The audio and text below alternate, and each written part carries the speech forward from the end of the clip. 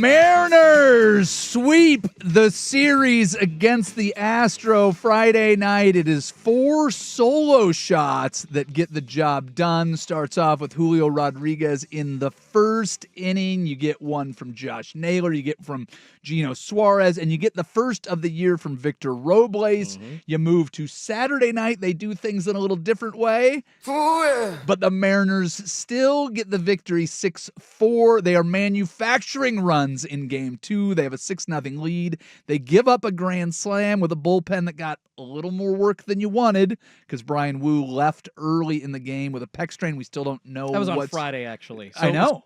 Kirby Saturday. Yes. So they got more work on Friday when Wu left early. Because Wu, he goes 6 innings at least. So then you have the same guys coming in on Saturday that came in on Friday. So you have a bullpen that's a little beat up. They give up 4 runs. But Victor Robles with the catch of the year? The catch of Mariners franchise history, possibly. I'm going to lean that far into it. Ooh. I will tell you the interview with Cal Raleigh after the game, he said that he's just watching Julio. So the ball is hit into the right center gap. And Julio Rodriguez, you may or may not know this, plays center field. He's also very good at center field. So Cal says he is watching Julio. And as the ball appears to be getting close to the ground, Julio lets up, and Cal goes, I guess we're not catching this one. And almost exactly the same thing happens to all the viewers at home because the camera is fixed just on Julio. And then all of a sudden the pink arms of Victor Robles come diving in from the right side of the frame, and he makes a full-out Superman catch to get the second out in the bottom of the 9th. He tosses the ball to second because everybody's going for the Astros, tosses it to second, and they get the second out or the third out, and the game is over on what is an absolutely amazing diving catch. And then yesterday they do it again. Mariners 7-3, and they were getting all their runs in the second, and they were manufacturing them in a different way. The inning starts off with Josh Naylor, who goes out and bunts his way on. That was great. They load the bases. The one guy that didn't really have a lot of contribution on the offensive side in the first couple games of the series, J.P. Crawford, puts it into the bleachers in right field for a grand slam. Cal Raleigh adds on with his 58th home run of the season. The whole thing was absolutely fantastic. It was so much fun to watch, and every inning was full of this drama, this intrigue, and the Mariners sweep the Astros, which we absolutely love. So where does that put everybody after the weekend? The Mariners now have a 3-game lead on the division, which is actually a 4-game lead because they hold the tiebreaker over the Astros. Oh, thank God.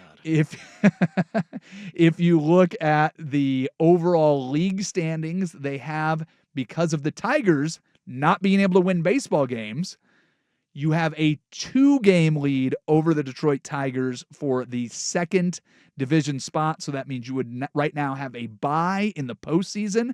And that is actually a 3-game lead because they have the tiebreaker over the Tigers as well. Now, tomorrow, almost everybody in baseball has a day off today.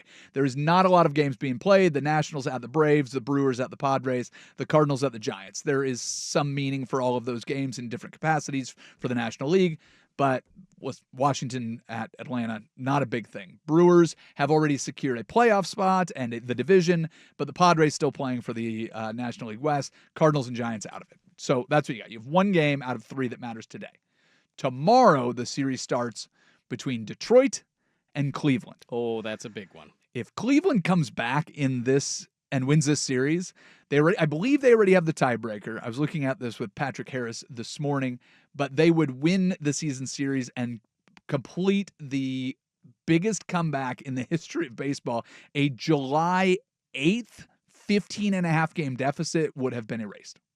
The Tigers are doing exactly the opposite of what they did last year, where they were surging at the right time. Yeah. They are literally free-falling into a cellar. It is the exact opposite of what they did last year, and you have Tarek Skubal going out in game 1 of the series. So, listen, if you're going to have a chance, go with your potential Cy Young. Tomorrow, the Mariners will be hosting the Colorado Rockies. I will be there, actually. They are the worst team, not just in baseball this year, but in baseball maybe ever.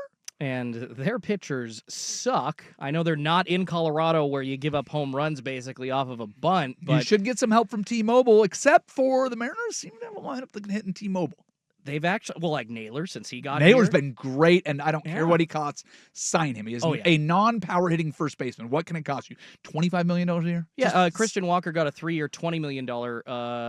So $20 million a year, 3 years. 4 years, $80 million. Take it. Yeah. 4 years, absolutely. $88 million. Take it. Just whatever it costs. Do not let that guy leave Seattle, please. Well, it's really quickly worth pointing out, Luke, that the Mariners, according to Fangraphs, I mean, as you said, the division is almost sewn up. It's technically a 4-game lead, but really a 3-game lead. According to Fangraphs, a 19% chance to win the World Series, which, if you look at all the other teams, that is the highest probability of anyone in Major League Baseball. Of course, this is just statistics and simulations, but Fangraphs think the Mariners have the best chance to win it all. And with this lineup, man, even if Suarez is going 0 for 20, that's the thing that he went 0 for 33 before hitting his 2-run shot in the only game they've lost in the last 15. And exactly. And even if he's hitting 0 for 30 or whatever it is, just his presence in the lineup gives the Mariners something to protect Cal Raleigh, Julio Rodriguez with. It's a 1 through 7 lineup that they have not had in years. No, I will correct you right there, my friend. It's 1 through 9. JP Crawford. JP, you're right. JP is your 9 hitter. Dom Canzone is your DH, sitting in the 7th or 8th spots. Victor Robles, who has not had a lot of at-bats this year, is a menace on the base paths if he gets on, like running out singles and doing everything that he can to be a menace.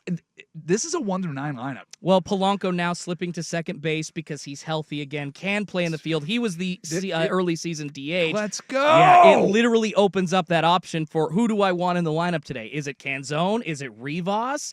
I don't know. Like, they have options, and I would say that the top 2 guys off their bench right now are even hot in Leo Rivas. And you have a game-winning hit. And either Canzone or Robles. Well, you have a game-winning hit in this 14 of 15 that they have won. You have a game-winning hit from JP. You have a game-winning hit from little Leo Rivas. You have a game-winning hit from Harry Ford. You've got game-winning hits from just about everybody, expected or unexpected. Julio, in 2 of the last 3 games, scored in the first inning. Do you know that Julio is 3rd overall in MLB for hits? Like, I know he's been doing well lately, but his second half is absolutely ridiculous. The September that Jorge Polanco is putting together is insane. You have 11 home runs from Suarez after the trade deadline when he moved to Seattle. That is more than anybody that is traded in baseball. Oh, and by the way, as my 19th bullet point on how good this series was, your catcher has 58 home runs. Yeah. More than Griffey, more than Mickey Mantle, more than any catcher in the history of baseball by 10. And he's within striking distance. He has 6 games left to get to 60. Yeah. He could get to 62 or 63, and you would not be insane. No, well, that is my dream scenario. Cal getting to 63. Being whatever the actual record holder. Whatever the number is, he is your Seattle Mariners record holder all time, and they had a guy named Ken Griffey Jr. on the roster. No switch hitter. He passed Mickey freaking Mantle. For the best switch hitter ever. He passed Johnny Bench and Salvador Perez, who will be a Hall of Famer. And you have all of these guys that they have passed. And I asked the Mariners one simple thing, maybe the first day that we started this show. Yeah. If Cal is going to continue what he is doing, the team cannot have it all be for naught.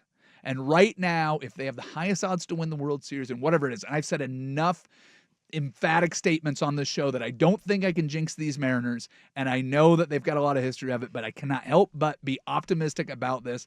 And going into the playoffs, I don't know what it's going to cost me, but if they make it to the World Series, I will be out a lot of money to go and watch them in T-Mobile, and it will be awesome. I will have a beer with you.